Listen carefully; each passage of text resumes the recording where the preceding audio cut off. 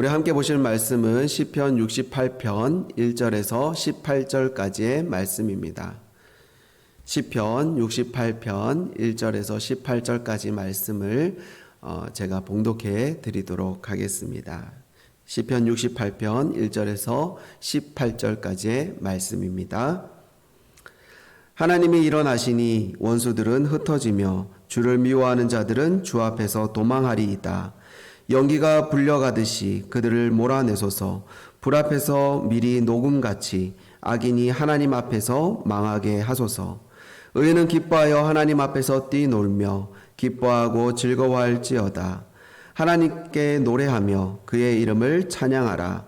하늘을 타고 광야에 행하시던 이를 위하여 대로를 수축하라. 그의 이름은 여호와이시니 그의 앞에서 뛰놀지어다. 그의 거룩한 초소에 계신 하나님은 고아의 아버지이시며 과부의 재판장이시라. 하나님이 고독한 자들은 가족과 함께 살게 하시며 갇힌 자들은 이끌어내사 형통하게 하시느니라. 오직 거역하는 자들의 거처는 메마른 땅이로다. 하나님이여 주의 백성 앞에서 앞서 나가사 광야에서 행진하셨을 때에 셀라. 땅이 진동하며 하늘이 하나님 앞에서 떨어지며 저 신의 산도 하나님 곧 이스라엘의 하나님 앞에서 진동하였나이다. 하나님이여 주께서 흡족한 비를 보내사 주의 기업이 곰핍할 때에 주께서 그것을 견고하게 하셨고 주의 회중을 그 가운데에 살게 하셨나이다. 하나님이여 주께서 가난한 자를 위하여 주의 은택을 준비하셨나이다. 주께서 말씀을 주시니 소식을 공포하는 여자들은 큰 무리라. 여러 군대의 왕들이 도망하니 집에 있던 여자들도 탈취물을 나누도다. 너희가 양우리에 누울 때에는 그 날개를 은으로 입히고 그 깃을 황금으로 입힌 비둘기 같도다. 전능하신 이가 왕들을 그 중에서 흩으실 때에는 살몬의 눈이 날림 같도다. 바산의 산은 하나님의 산임이요 바산의 산은 높은 산이로다. 너희 높은 산들아 어찌하여 하나님이 계시려 하는 산을 시기하여 보느냐. 진실로 여호와께서 이 산에 영원히 계시리로다. 하나님의 병거는 천천히요 만만이라. 주께서 그 중에 계심이 신의 산 성소에 계심 같도다. 주께서 높은 곳으로 오르시며 사로잡은 자들을 취하시고 선물들을 사람들에게서 받으시며 반역한 자들로부터 또 받으시니 여호와 하나님이 그들과 함께 계시기 때문이로다. 아멘.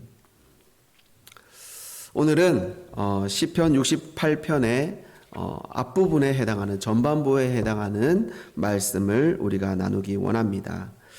오늘의 제목은 하나님이 일어나시니 라는 제목입니다. 우리가 그 말씀으로 함께 은혜 나누시기를 바랍니다. 오늘 본문은 표제어에도 기록되어져 있듯이 대부분 학자들 역시도 이 시의 저자를 다윗으로 그렇게 보고 있습니다.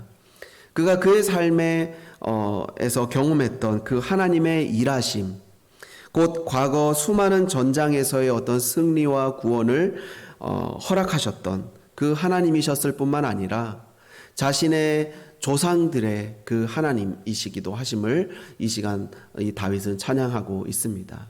자신의 그 조상들이 광야에 있을 때와 또 그 시내 산에 머무를 때에 하나님께서 행하셨던 것처럼 그 하나님의 그들에게 어떻게 행하셨는지, 그들을 지키시고 보호하셨고 또 그들의 인생 가운데 그 삶을 인도하셨던 그 하나님을 지금 바라보면서 과거에도 그리고 현재에도 앞으로의 미래의 삶에도 우리의 삶을 승리케 하실 그 하나님을 지금 다윗은 찬양하고 있는 것입니다. 그래서 사실 이 본문을 우리가 보면 어떤 상황 속에서 이렇게 드려졌는지 쓰여졌는지 사실 알기가 어렵습니다. 그러나 대부분의 표현을 통하여서 그가 광야에 있을 때, 또 하나님께서 시내 산에 머물 때에, 또 그 시온산으로 올라갈 때 이 다윗이 찬양하는 것을 통해서 어쩌면은 그의 삶의 한 가운데에서 그가 전장에서 승리하였을 때 하나님 앞에서 그렇게 노래한 것이 아니었겠는가, 그런 추측들을 해보게 되는 것입니다.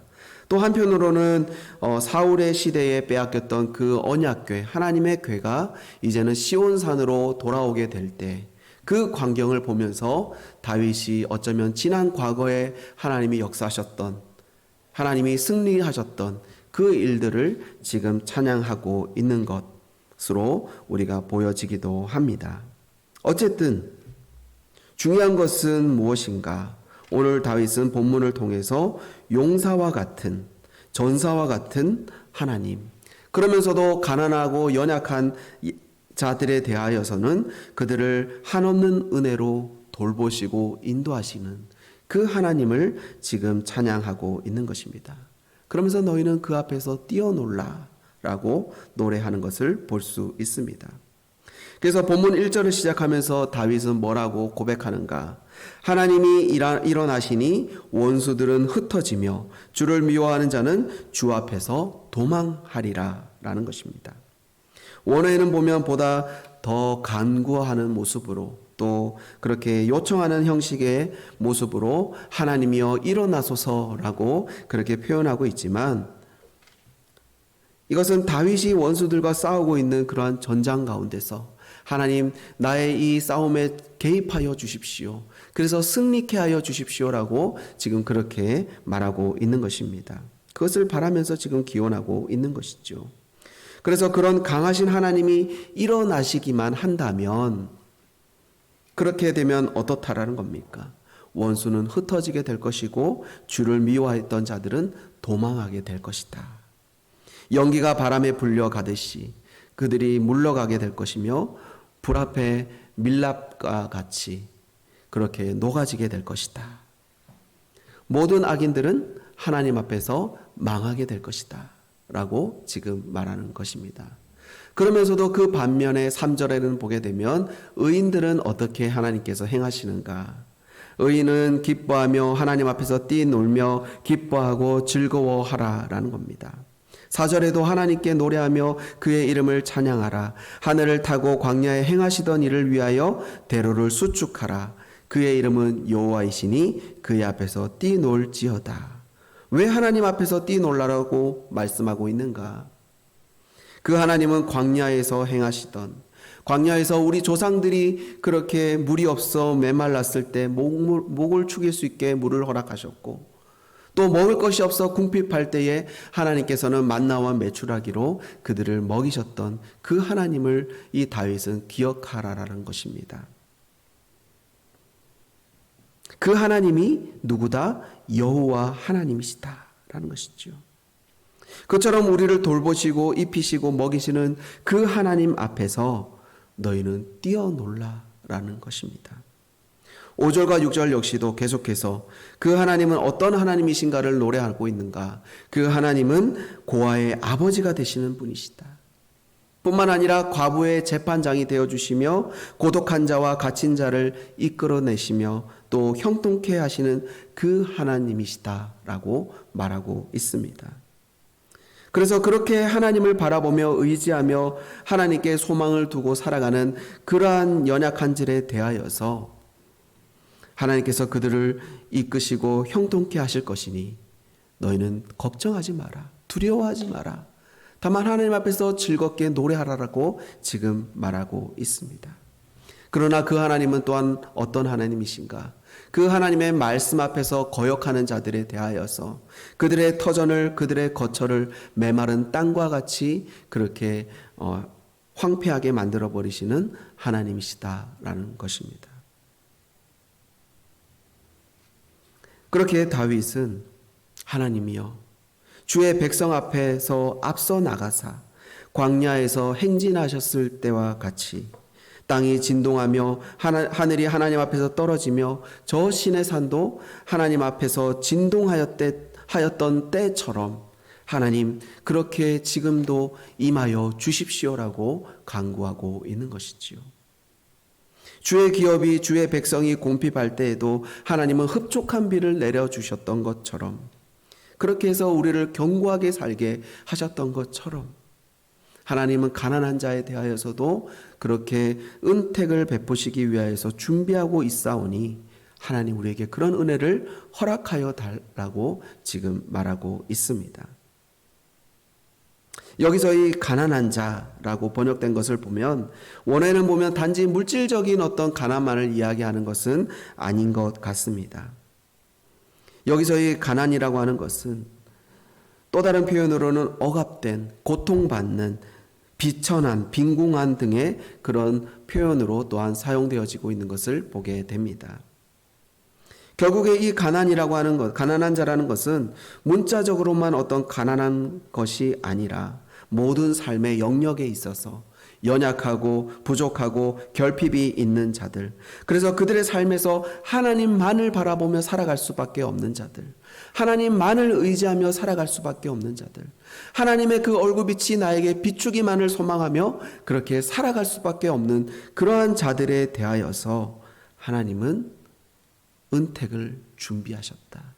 좋은 것을, 선한 것을, 아름다운 것을 준비해 두셨다라고 지금 말하고 있는 것입니다.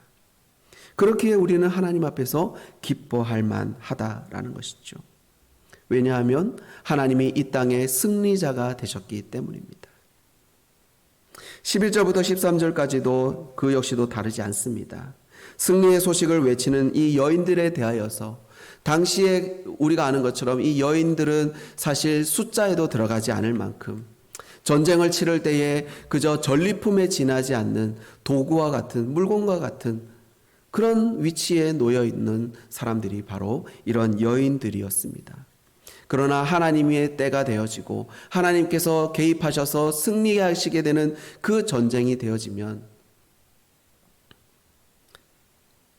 그래서 하나님의 대적자들이 물러나고 도망하고 난 이후에 어떻게 하시는가? 오히려 집안에 있던 그 여인들이 이제는 탈취물을 나누게 할 것이다 라는 것입니다. 전리품에 지나지 않았던 그 여인들의 그 위치들을 이제는 하나님께서 그들을 높이시겠다라고 또한 말씀하는 것입니다. 너희가 양우리에 누울 때에는 그 날개를 은으로 입히고 그 깃을 황금으로 입힌 비둘기 같도다. 이 역시도 어떻습니까? 양우리에 누울 만큼 비참하고 불행한 상태. 그러나 전쟁이 끝나고 완벽한 그 승리의 날이 올 때에 하나님께서는 은과 황금으로 만든 그 입힌 비둘기와 같이 너희를 번성하게 할 것이고 너희를 영광 가운데 그렇게 살아가도록 하겠다라고 말씀하는 것입니다. 그렇기에 다윗은 16절에서 뭐라고 말하는가? 너희 높은 산들아 어찌하여 하나님이 계시려 하는 산을 시기하여 보느냐? 진실로 여호와께서 이 산에 영원히 계시리로다. 앞서 14절에는 전능하신 이가 왕들을 흩으실 때에 마치 살문의 눈이 날린 같이 아무런 힘도 없이 부서짐과 같이 그렇게 행하실 것이기에 한마디로 너희는 넘보지 마라. 한마디로 너희는 하나님을 대적하지 말고 하나님을 너희는 뭔가 반역하려 하지 마라 라는 그런 의미인 것입니다. 하나님이 거하시는 곳, 하나님이 거하시는 나라, 곧 하나님이 영원히 계시겠다라고 하는 이 산은 어떤 산입니까? 바로 시온산, 하나님이 이스라엘과 언약을 맺으시고 내가 너에게 영원한 복을 허락하겠다라고 말씀하셨던 그 이스라엘, 시온, 그 시온에 또한 거하는 그분의 백성들, 하나님은 그들과 내가 영원히 함께 하겠다라고 지금 말씀하고 계신 것입니다. 그래서 17절 18절에도 보면 하나님의 병거는 천천히요 만만이라 주께서 그 주의 계심이 신의 산 성소의 계심 같도다. 주께서 높은 곳으로 오르시며 사로잡은 자들을 취하시고 선물들을 사람들에게 받으시며 반역자들로부터 받으시니, 마치 승리의 창가를 이제는 부를 수 있게 되어지는 그런 완벽한 어떤 승리가 이루어진 그 상황 속에 있는 것입니다. 그렇게 할 수 있는 이유는 무엇인가? 그렇게 할 수 있는 근거는 무엇인가? 그렇게 승리의 노래를 부를 수 있는 근거는 어디에 있는가? 바로 여호와 하나님이 그들과 함께 계시기 때문이로다. 그들이라고 하는 것은 분명 시온에 거하는 하나님의 백성, 하나님의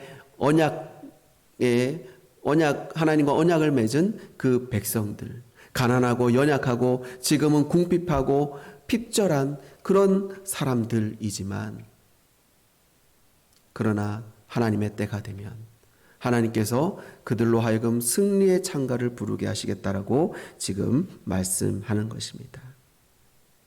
결국에 하나님의 때가 되면 앞서도 다윗이 처음 고백했던 것처럼 하나님이 일어나시니 라고 노래했던 것처럼, 그처럼 하나님께서 이스라엘을 돌보시고 그들의 나라와 삶의 영역에 개입하시게 되어지면 원수들은 떠나가게 될 것이고 그들을 미워하고 대적했던 자들은 흩어지게 될 줄 믿습니다.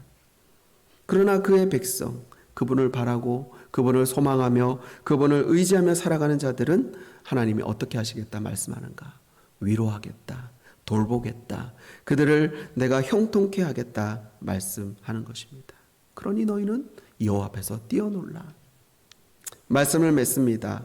오늘 이 말씀이 저와 여러분에게 위로가 되어지시기를 바랍니다. 아무리 강력한 위험과 어려움, 두려움이 있다 할지라도, 그런 것들이 우리에게 엄습해 온다 할지라도 우리가 두려워하지 말 것은, 우리가 그럼에도 불구하고 뛰어놀 수 있는 것은 바로 우리가 하나님 앞에 있기 때문임을 믿으시기 바랍니다.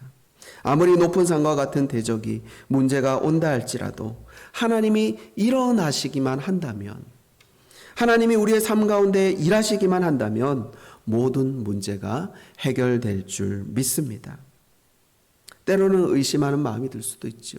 때로는 지금의 어려움 속에서 계속해서 하나님께서 나를 그냥 내버려 두시는 것처럼, 지체하시는 것처럼 그렇게 보여질 수도 있을 것입니다. 그러나 다윗은 비단 자신이 지금 하나님께서 행하신 일에 대하여서만 노래하는 것이 아니라 자신의 과거의 삶 가운데 하나님이 그 삶 속에서 어떻게 행하셨는지를 기억하고 있었던 것을 보게 되어집니다. 뿐만 아니라 자신의 그 조상들에게 하나님이 행하셨던 일에 대하여서 그는 여전히 기억하고 있었던 것을 봅니다. 마찬가지로 저와 여러분의 삶 속에서도 지금 당장의 눈앞에 어려움과 힘듦으로 인해 마치 모든 것이 가로막힌 것처럼, 우리의 눈을 가리운 것처럼 깜깜한 어둠처럼 보여진다 할지라도 그 속에서도 우리는 무엇을 해야 하는가?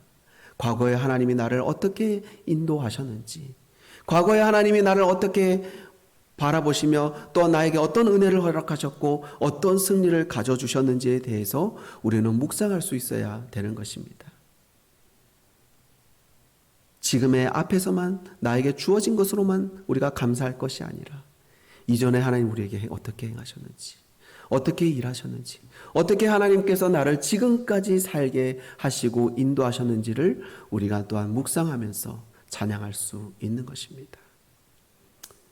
바라기는 오늘 하루의 삶 속에 하나님이 여전히 지금도 나에게 일하고 계시다면 그것에 대해서 찬양하시고 감사하실 수 있는 하루가 되기를 바라며, 또 지금은 마치 잠잠하신 것처럼 보여진다면 하나님, 내 삶에 과거에 그러하셨던 것처럼, 하나님 또 앞으로 그러하실 것처럼 하나님 일어나 주시옵소서.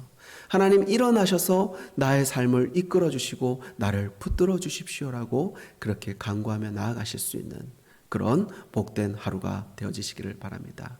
오늘도 그 하나님으로 인하여서 기뻐하며 찬양하며 살아가는 그런 저와 여러분 되시기를 바랍니다. 자유롭게 기도하시고 또 삶의 영역 가운데, 삶의 자리 가운데로 그렇게 나아가실 수 있는 그런 저와 여러분 되시기 바랍니다. 감사합니다.